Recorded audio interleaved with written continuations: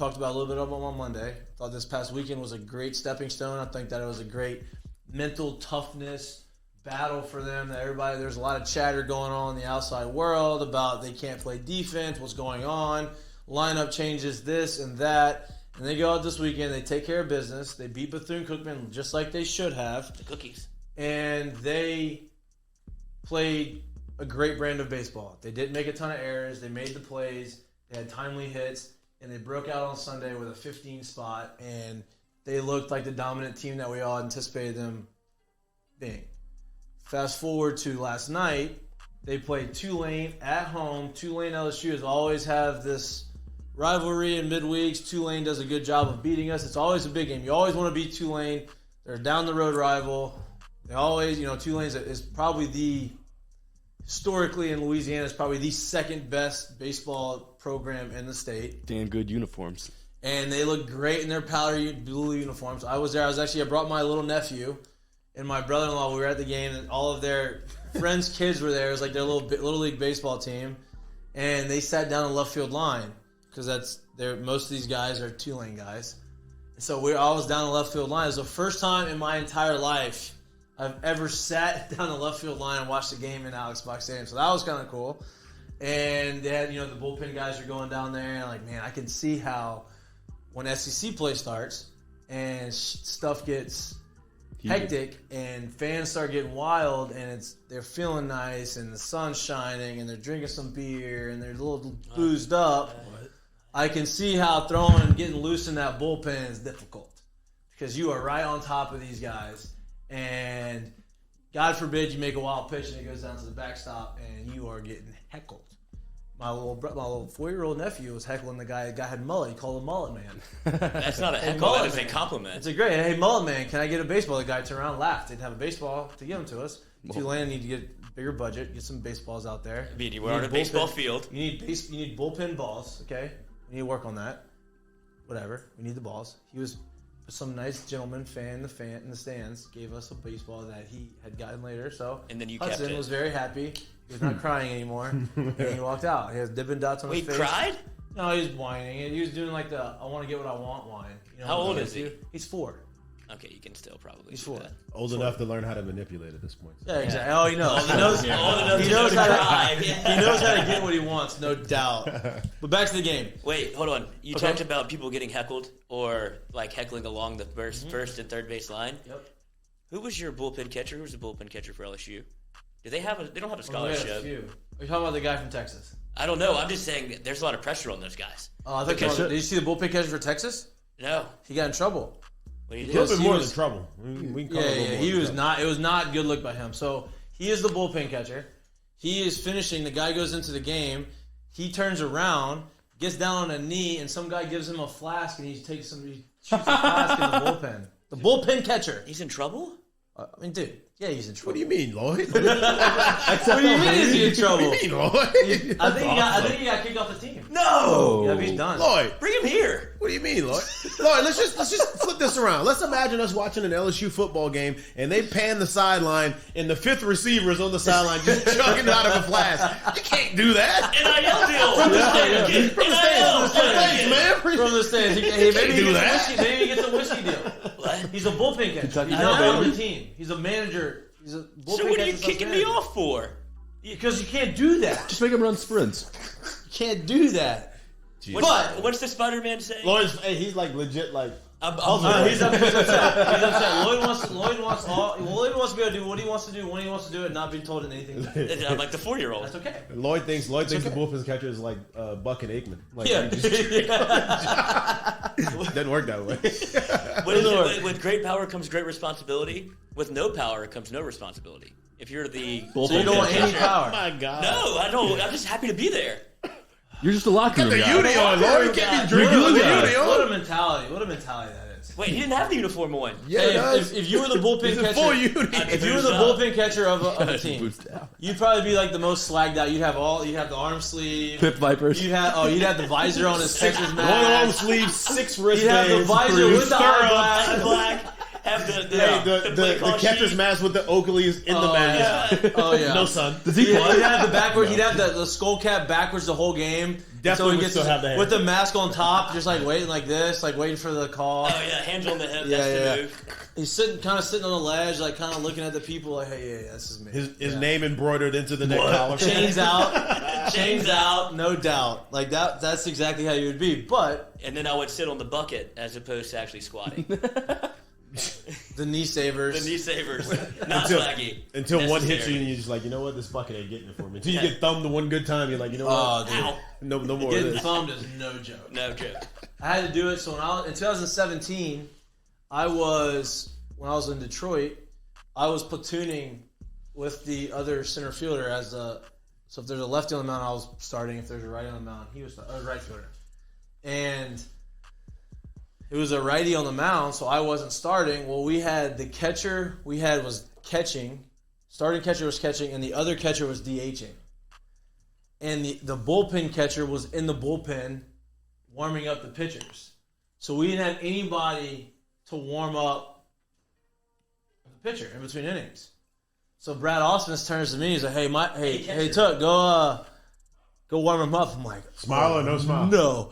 I was like, "What?" He goes, "Yeah, go warm him up." And so he because Ausmus is a very stone-faced guy, right? So he doesn't really and he liked me and he kind of gave a little grin, but not really. I'm like, oh my god! So I take the mask, I put it on there, and I'm going, and it's Daniel Norris is a lefty, getting loose, and he's not easy to catch. He was cutting balls and he threw a ball, and I didn't know how to move with it, so I moved my arm, and I'm talking about, thank God I caught it, but I could feel my thumb wanting to give, but I caught it.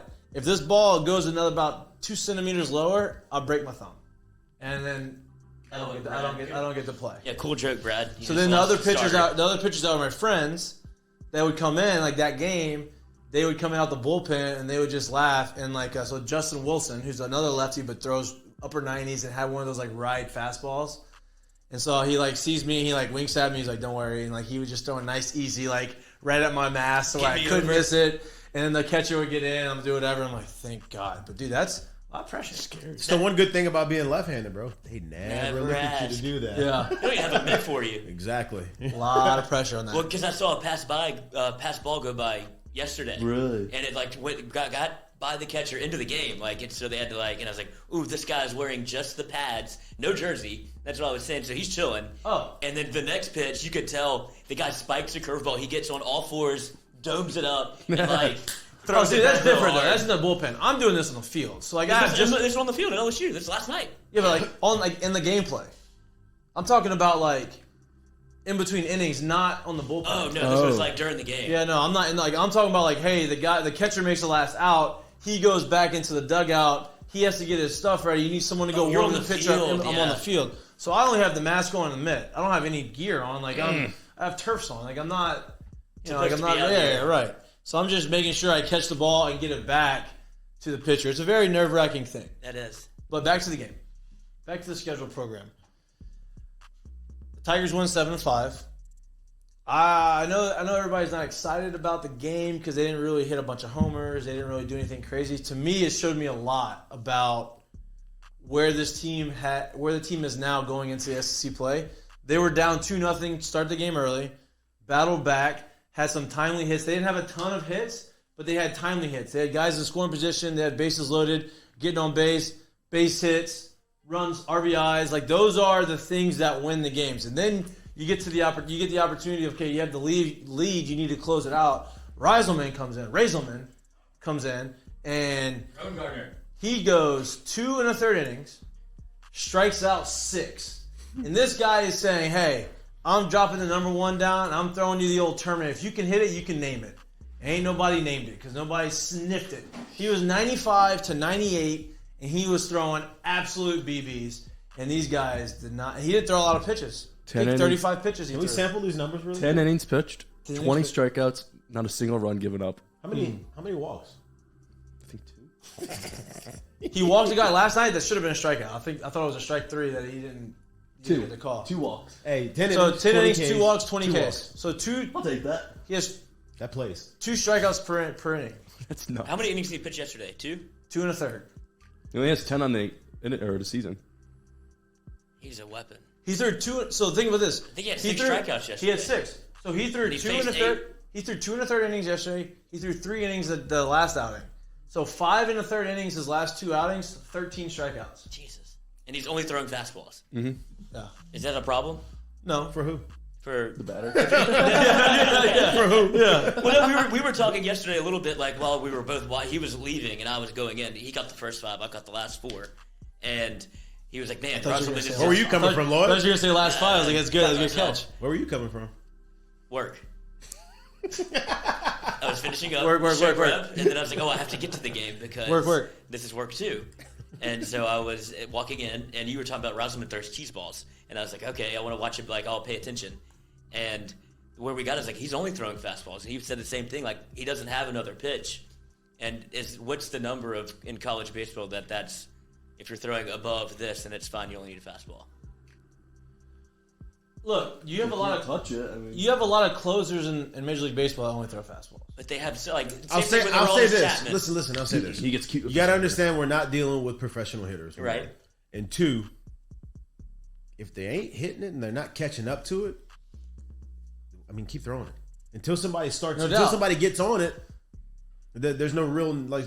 That's Like, one they're thing. not That's one thing pitchers try to do. They try to like trick you a little too much. Like he's just coming at you, which I love that attitude, right? And they're letting him have that. So until somebody proves that they can, really get on him and time him up. I mean, he is coming at him. He's throwing. They're not getting good swings on him. They're not putting off. They're not like barreling balls up. He's not getting lucky. Like he's blowing the ball by him. Like there's no. If it ain't broke, don't fix it. You know what I mean? Like there's nobody sniffing him. You go out there and you just go and you throw cheese and they're not going to hit it. You got to understand too. In 2022, like.